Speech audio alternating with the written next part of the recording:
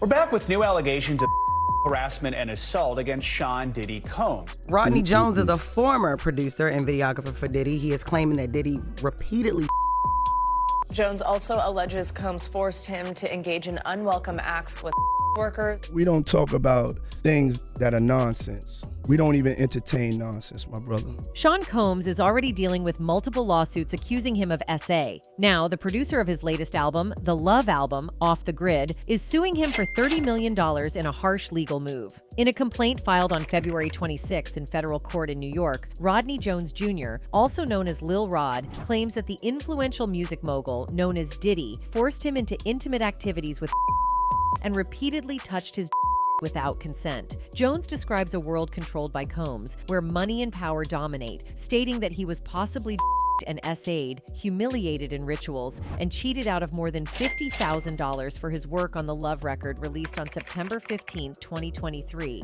The arresting 70-page suit from Jones goes on to say that the 54-year-old Combs sought to get him into accepting a relationship, which is a normal practice in the music industry. Jones, with attorney Tyrone Blackburn by his side, asserts that there's a RICO enterprise in place that consistently neglected to properly oversee or caution Sean Combs. This conspiracy involves some of the most influential figures in the music industry. Universal Music Group CEO Sir Lucian Grange and former Motown CEO Ethiopia Habtemariam are also accused alongside Diddy, his chief assistant Christina Coram, and his 30-year-old son Justin. Throughout his time with Mr. Combs, Mr. Jones witnessed, experienced, and endured many things that went far beyond his role as a producer on the Love album, the heavily photo-illustrated suit says. Noting that Mr. Combs required Mr. Jones to record him constantly, the filing asserts that Mr. Jones has secured hundreds of hours of footage and audio records of Mr. Combs, his staff, and his guests engaging in serious illegal activity. Over the year and 2 months that Jones worked with Combs all over the country on the multi-producer Love album,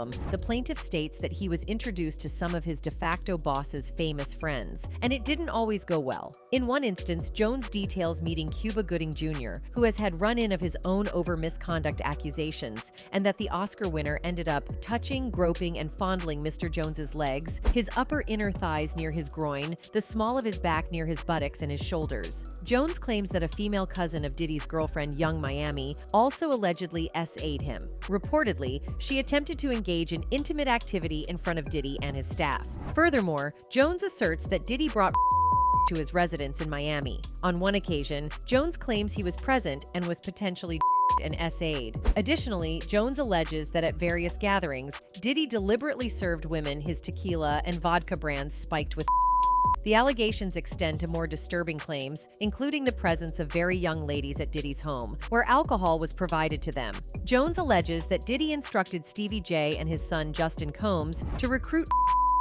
In Justin's case, he was allegedly told to find the young girls to attend the parties. There are also allegations of a shooting, where Jones says Diddy and Justin got into a heated argument at an LA recording studio. Jones says gunfire erupted and a man named G was hit and bleeding profusely from his stomach. Jones says Diddy told him to lie to cops and say G was shot in a drive-by. It's worth noting, LAPD investigated the shooting and reportedly found the victim had been shot outside the studio during a robbery and merely ran into the studio while still bleeding. Asked to address said illegal activity and the accusations in this most recent allegation against Combs, attorney Sean Hawley said in a widely distributed statement that Lil Rod is nothing more than a liar who filed a $30 million lawsuit, shamelessly looking for an undeserved payday. His reckless name-dropping about events that are pure fiction and simply did not happen is nothing more than a transparent attempt to garner headlines. The Kinsella Hawley Iser Kump Steinsapir LLP partner added, "We have overwhelming, indisputable proof that his claims are complete lies. We will address these outlandish allegations in court and take all appropriate action against those who make them."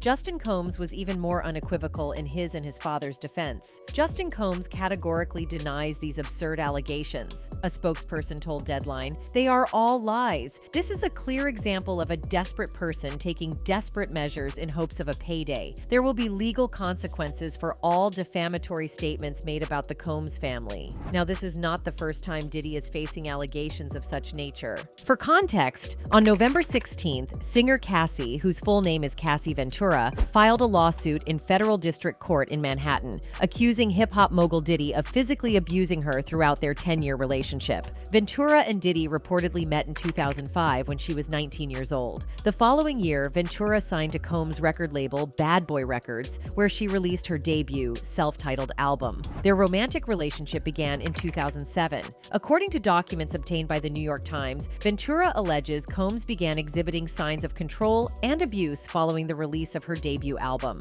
She alleged the mogul aggressively urged her to ingest copious amounts of and was frequently violent throughout the relationship until it ended in 2018. The lengthy court lawsuit also provides egregious and gruesome details on several incidents in which Diddy allegedly beat and SA'd the singer. After years in silence and darkness, Ventura said in a statement through her lawyer, "I am finally ready to tell my story and to speak up on behalf of myself and for the benefit of other women who face violence and abuse in their relationships." In a statement provided to Complex, Diddy's attorney Ben Brafman vehemently denied the allegations against his client, stating the lawsuit was riddled with baseless and outrageous lies, aiming to tarnish Mr. Combs' reputation. Just one day after Cassie filed a lawsuit against Diddy, the former couple reportedly settled the case for an undisclosed amount. "I have decided to resolve this matter amicably on terms that I have some level of control," Cassie said in an official statement following the settlement. Diddy's lawyer Ben Brafman also confirmed that a settlement was reached, but clarified in an additional statement that it was not admission of wrongdoing. On November 22, 2023, Macy's said they were phasing out of Diddy's Sean John fashion brand. Since 2010, Diddy's fashion brand Sean John has had an exclusive distribution deal with Macy's, stating that the department store would be the sole distributor of the brand at a retail and online level. After more than a decade in partnership, however, Macy's revealed it is in the process of phasing out the brand. It is worth noting that Macy's did not state its phasing out was in relation to Cassie's lawsuit, but a result of evaluating their current brand portfolio. About a week after Cassie filed the initial lawsuit against her ex-partner Diddy, a man who used to lead Diddy's security operation came forward in a cryptic message on Instagram. Roger Bonds, who worked with Diddy a decade ago, shared several images of him in public with the couple. The accompanying caption read, "I'm willing to tell the truth because for so many years I was quiet." In another Instagram post, Bonds shared a screenshot of Cassie's lawsuit. Bonds was named in the singer's lawsuit, alleging he intervened during a 2009 incident in which Diddy allegedly attacked her in Los Angeles. Not only did Bonds back Cassie's side of the story, but he also suggested he saved many other women from being AB'd by Diddy. However, two other lawsuits were brought up against the hip-hop mogul. In one lawsuit, Joey Dickerson-Neal said she was and SA'd by Combs in 1991. Dickerson-Neal appeared alongside Combs in a music video for the Finesse and Synquist song Straight from the Soul. Dickerson-Neal accused him of slipping an unknown substance into her drink and then SAing her. In her lawsuit, she claimed he shared a recording of the R with other men in the music industry as a form of revenge P. A third woman accused Combs and R&B singer Aaron Hall of SAing her and a friend at an apartment in the early 1990s. The woman, identified only as Jane Doe, said she and her friend were coerced into being intimate with them. Meanwhile, Diddy has also received a fourth lawsuit, and this one might actually be worse than the rest. This time, a woman who was 17 in 2003 has filed a lawsuit against the former billionaire, claiming he and a group of men attacked her inside of a recording studio.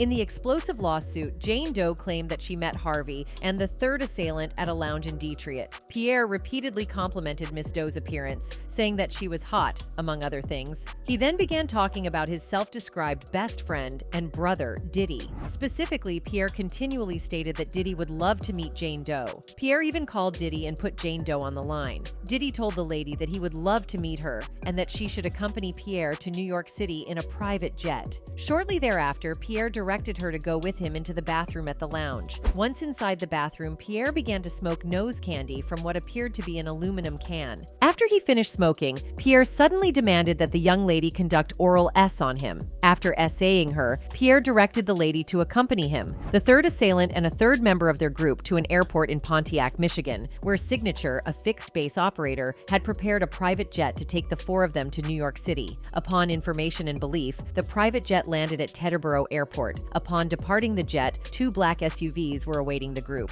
Miss Doe got into an SUV with Pierre, and the third assailant and the other member of the group went in the second SUV. The SUVs brought the group to Diddy's house recording studio, a recording studio and hangout owned and operated by Diddy and Bad Boy. When Miss Doe arrived, she was escorted into the building, where she distinctly remembers seeing a sign for the company, Technicolor. Upon entering the studio, Miss Doe first encountered Diddy. At the time she arrived, a female recording artist was using the studio as Diddy and her parents watched on. She finished up shortly after Miss Doe arrived and left. While still in the studio section of Diddy's house, Diddy asked the lady to sit on his lap to take a picture. Diddy, Pierre, and the third assailant began to ply Miss Doe, a 17-year-old child at the time, with copious amounts of substances and intoxication. While the evening became a blur, Miss Doe does recall Diddy, Pierre, and the third assailant hitting on her and touching her inappropriately. Following allegations of SA from 3 women, Diddy stepped down from his role as chairman at his media company, Revolt. Diddy first launched the media and digital cable network alongside Andy Shuan in October 2023. TMZ reports the reduced role is only temporary. Additionally, Capital Preparatory Charter Schools ended their partnership with Diddy. In 2016, Diddy helped launch the Harlem location of Capital Preparatory Schools and donated $1 million in 2021 to its Bronx location.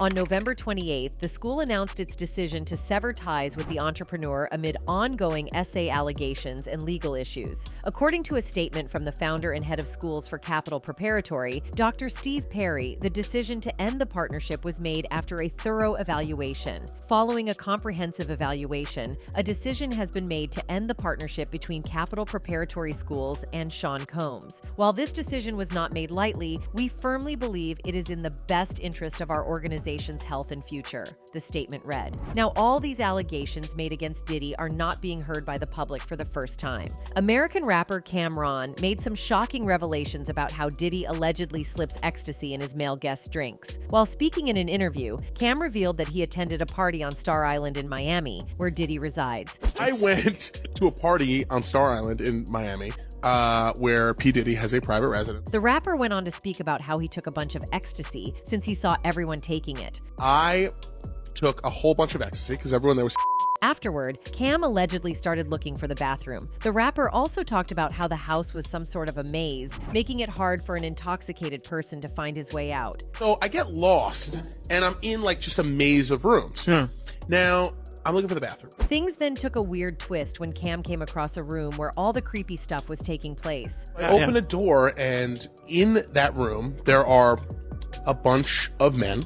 And they're all kind of like very like Romanesque. Cam'ron explained that he felt as though he had interrupted something. He then added that the scene felt like it was a prelude to an orgy. That would be weird in public, right? Like, you almost think that they should be feeding each other grapes. Anyway, things got creepier when Diddy spotted Cam'ron. The minute I make eye contact with him, like a gigantic bouncer comes over and says, "Get the because a lot of people turned and looked at me because it was very unexpected. Cameron was clearly traumatized by what he saw. He even said that he knew for sure that Diddy was high on ecstasy and that he was actually The rapper then revealed that Diddy never forgot his face. In fact, during one of Diddy's interviews, he noticed Cam in the background. He literally stops the interview and he points at me all the way in the back and he goes, "Yo, you, my man." What's more, Cam'ron revealed that Diddy later on invited him out to lunch. That ain't my first time being there. Brother invited me there before. I had lunch with him. Creepy, right? Anyway, this is not the first time Cam'ron has spoken about the weird things that happen in Diddy's household. Cam'ron has also spoken about how he once found a dildo at Diddy's place. That's right. Cameron made a shocking revelation on the Breakfast Club radio show, saying he found a dildo in Diddy's bathroom. And I went to use a bathroom, and it was a dildo on the bathroom sink. In addition to this, a recently resurfaced video of Diddy showing his son how to mix up drinks has raised some eyebrows. But this is the way we drink our DeLeon tequila. Frosted, we get it ice cold. We go and put it in. I don't know about you, but that video feels like Diddy is trying to show Justin how to mix up drinks and slip something in them. What's more, in a separate video, Diddy is seen drinking one of those drinks, then reacting in a crazy manner. One would almost think that his drink had something else in it. Maybe we want to act crazy. Anyway, another person who has spoken about what goes down at Diddy's creepy parties is Diddy's ex-bodyguard. Gene Deal has been spilling some seriously scandalous tea about what went down behind the scenes and at Diddy's wild parties. And let's just say, it's not for the faint of heart. According to Gene, there were certain areas that Diddy would frequent, and his bodyguards were not allowed in. But that didn't stop the ladies who were invited from dishing all the juicy details to Gene. Apparently, he was privy to some pretty disturbing things that went on at these secret soirees, which involved some seriously sadistic and behavior. Although he wasn't allowed into these private rooms, Gene still managed to get the inside scoop on what went on behind closed doors. He said that he was in a situation where he saw men being set up and lured by women at Diddy's parties, only for them to eventually end up in inappropriate positions with white men. He claimed that he also used to take Diddy and his friends to Turkish houses, and as much as he wasn't allowed into the houses, he knew what happened there. He picked up some things from up here on my left side. And then he picked like quite a few of them down. I was like, okay. He put them in the bag. So when I went by there and I looked up there and it said butt plugs. And I was like, hey, yo.